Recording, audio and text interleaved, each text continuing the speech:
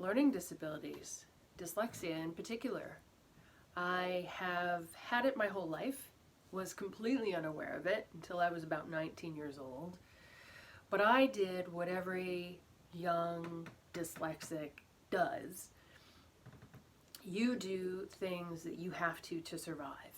So when I was in school, I would go over, they used to have it where you would go around the room and each person would read a paragraph.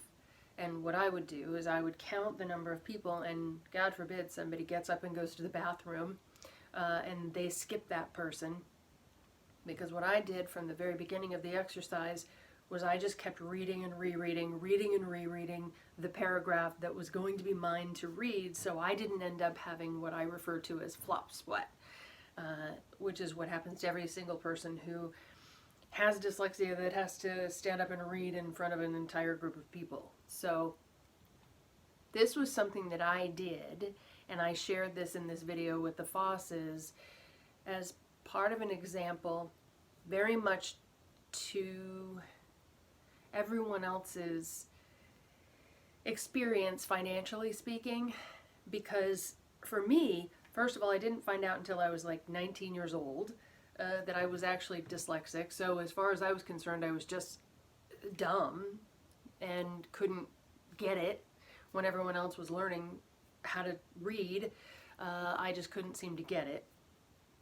But what I figured out was by doing that little exercise and several other survival tactics, they're exactly just that. They are in order to survive. So I did what was scary and different and difficult in order to get ahead. What I found is that these workarounds weren't even necessarily getting me any farther ahead.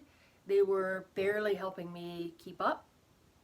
So ironically, as I have found over the rest of my life that dyslexia is actually a gift, it was very, very difficult to accept it as being that at the time.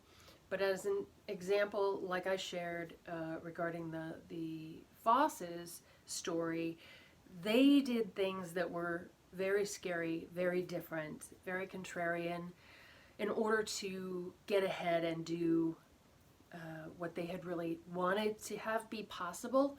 So if you can imagine what that was like for me, you have to listen to their story because it's incredibly powerful and compelling.